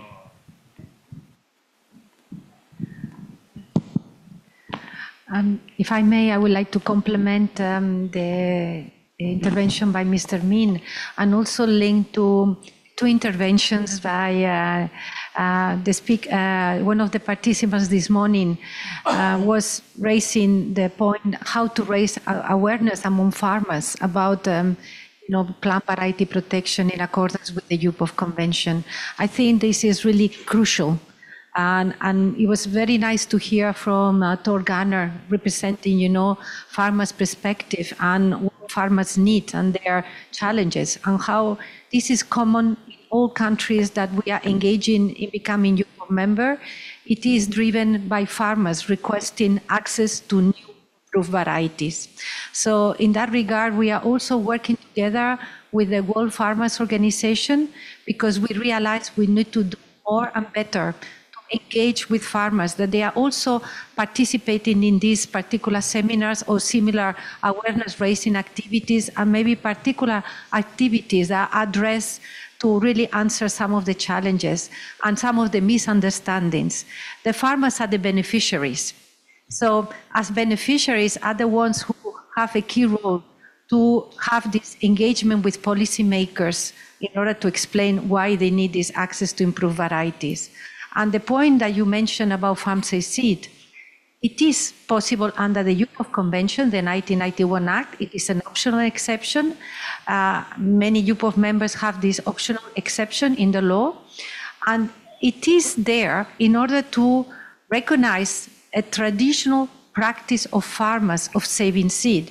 And normally, this traditional practice of farmers saving seed after obtaining the harvest by planting the protected variety, this is really in relation to small grain cereals, because it's in those situations where you actually have the harvested product that, if you conserve in an appropriate way, could be used as seed for the next season. The situation of flowers, the situation of fruits, the situation of the majority of vegetables, if they are not seed propagated, then there is no practice of farmers of saving seed because the product of the harvest as such cannot be used for propagating purposes. So that, again, is a question of raising awareness and explaining to farmers. And if I say, someone asked the question, how other countries are addressing this matter in relation to the journey to amend the law and becoming UPOV member, they are engaging with the farmers' communities. They are also informing them about the process and also explaining some of these provisions, but also hearing their needs and aspirations to have a more vibrant agricultural sector. So from that point of view, I was just recently, 1 month ago, I was in Ghana. I asked in particular to meet farmers in Ghana. I was talking to them and they say, we are ready to pay more for improved varieties because we need, but we don't have access to them. They are not reaching us. And we are really looking forward now that we are becoming UPOV member to have really more access and more testing done so we can really have those choices. The problem is not paying more for more quality because they know that this is what they need to be competitive in the market. The problem is that they don't have access to those improved varieties. So this is what I would like to share with you. Maybe we can follow up discussions how we can work together to involve more farmers in the conversation, and they can talk with other farmers from other parts of the world, other countries that they have faced similar journeys, and they can learn from each other. Okay, can I I asked that question because of the ST25, that is an OP, right? Please correct me if I'm wrong, but this is an OP. But normally if we use a hybrid rice, okay, we need to buy every time. But for the OP, yeah, and what I heard is that the ST25, the price is expensive, maybe 2 times compared to the conventional rice in Vietnam. Yeah, so this is I thank you very much, Yolanda, for raise the how to raise awareness to the farmer and to adjust the behavior because of I know that if we register for the UPOV, of course the seed is high quality, and the productivity is very high. So this is the thing that if the farmer think about that, it's okay. For that. But anyway, in the developing country, if we found that, this is a very cheap seed, and we can save the seed for next season. That is the thing that I concerned. I would like to also bring you a little bit of insight into what happens in the European Union. So this is a very complex topic also for the European Union. We have a specific legislation that we have implemented in order to use the farm safe seed exemption into the EU system. And we have a lot of experience in different member states, and the level of compliance is not always the same from country to country. And I would like to profit from the presence online of Thor from Denmark, because I know that farmer organization and breeder organization, they can negotiate, they can reach agreements on the level of the remuneration. And if I'm not wrong, Thor, in Denmark, you have reached the highest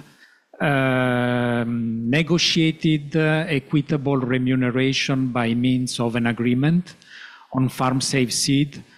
Would you be able to share your view and your experience from Denmark?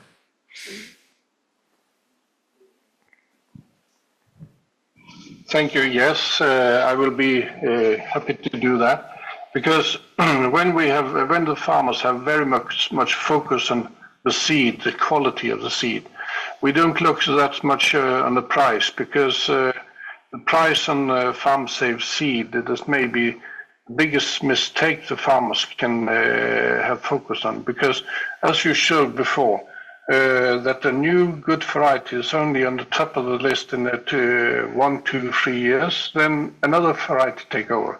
And if you then, the first year, take the good variety as farm safe seed, the second year you can maybe have a good yields, and then the third year you will lose because another variety could be better.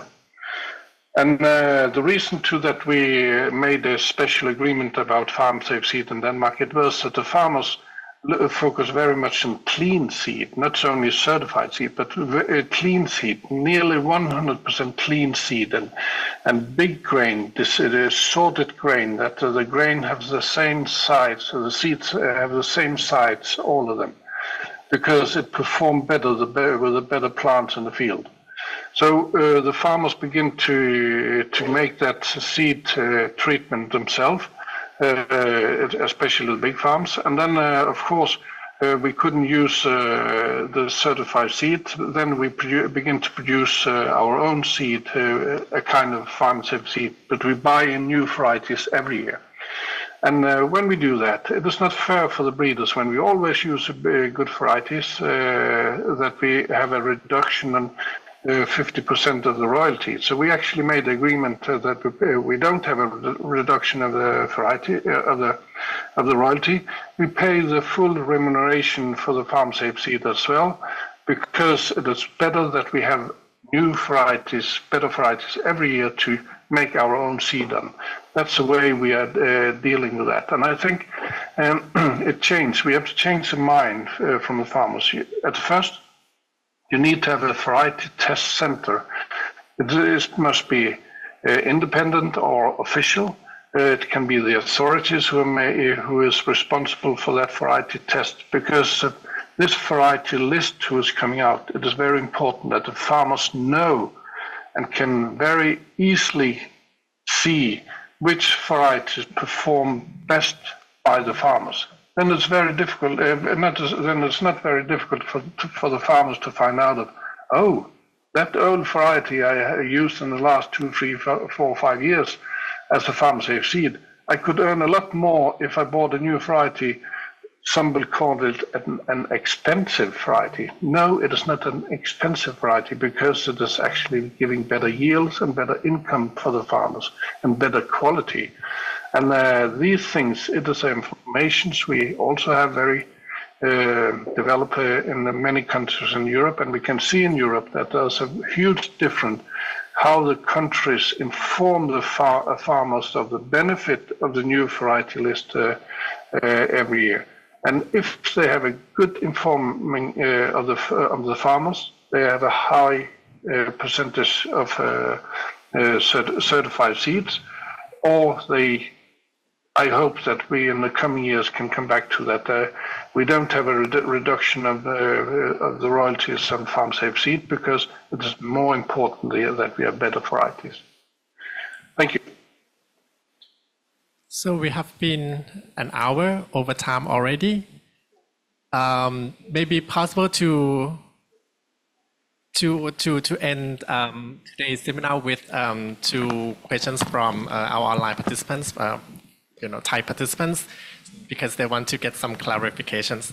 So the first one is อยากทราบว่าถ้าเป็นสมาชิก UPOV The first one is that once we become UPOV member and we would like to acquire new varieties of rice from other countries, do we have to pay per crop, per year, or through every year throughout of the protection? And what about what is the meaning of that the farmer cannot save the seeds from the acquired through UPOV?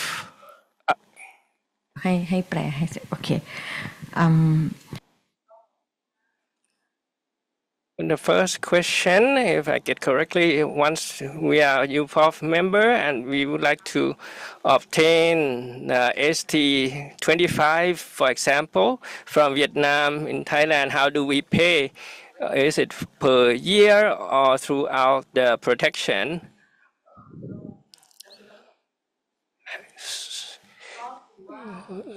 The answer is, first, the filing for registration. For protection, only provide protection in that country. So the protection only applies to the territory where it was filed for protection. And secondly, throughout the protection, there is a payment of annual fees to maintain the protection. For example, for rice, the protection period is at least 20 years, like in Vietnam. So the annual fees must be paid every year. That's the basic idea. And if you want to buy rice from Vietnam, regardless whether you are UPOV member or not, this is a matter of trade. And also the domestic laws. It has nothing to do with UPOV convention. For example, ST25 rice, you want to acquire that for planting in Thailand. The answer is you cannot buy that because rice seeds are forbidden. The importation of rice grains are forbidden by Thai laws according to the plant quarantine and regulations that forbid such importation, and it can only be allowed if you seek a permit. So if you want to buy, yes, you can, but you need to get a permit first. This has nothing to do with UPOV. So this is under the Plant Quarantine Act to prevent the transmission of plant diseases. So that's why you need to get a permit before you can import. And then Do you need to pay royalties for this? No, because this the right has already been exhausted. Because once you buy it, if you buy 1 kilogram, then it is your right to plant it without having to pay annual fees to the breeder, because you already bought the right to grow, and they get the royalty from what we bought. And now we come to the second question about farm safe seeds.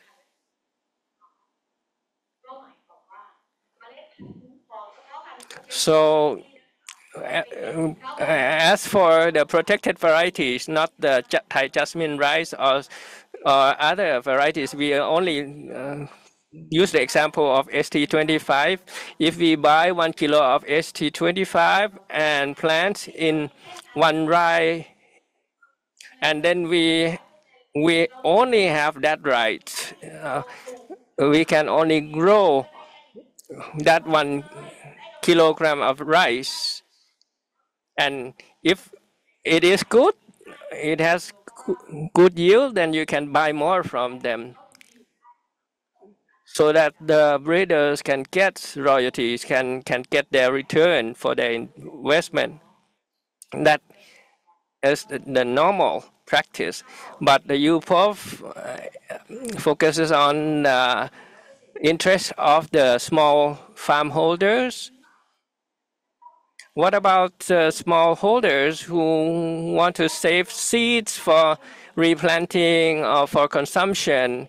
They all, so UPOV gives the exemption that they can save seeds. Maybe out of 10 rye, they can save 1 rye for consumption. This is the exception for smallholders, and that also has to be the traditional practice in that culture, because rice is OP and self-fertilizing plants, and you can save seeds for replanting. So this is the typical or traditional practice for Thai farmers. So this is allowed within the under Article 15 of UPOV, but it doesn't specify the quantity, and this has to be decided by the domestic laws appropriately. But in principle, there must strike the balance between the breeders' rights and the farmers. So it has to be fair. So as for in a Thai context, we take the average number among all the farmers who are registered with the Agricultural Promotion Department. We classify those who grow rice in less than 20 rye of paddy fields, and these are all small. These are called the smallholders, and they are allowed to save seed for replanting. And this we didn't come out of this number by ourselves, but we invited all the stakeholders, those who and strike balance among all the interests, so that no one is left behind. And but for those who can pay, they should be paying. So that's the principle of fairness.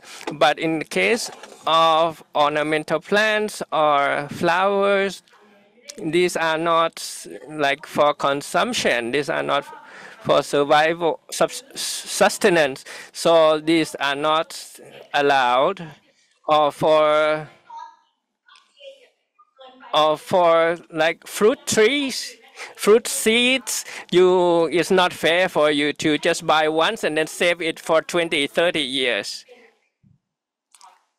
So it is, these new varieties are choices, and they can also address the declining yield problems or climate change, but you are not required to use them. It's not compulsory, but there are still many indigenous varieties that you can choose from. If you think that these conditions are not for you, then you can choose the local varieties. But according to what we heard, that these royalties are reasonable prices and also can make profit for them. So I think that might answer your question.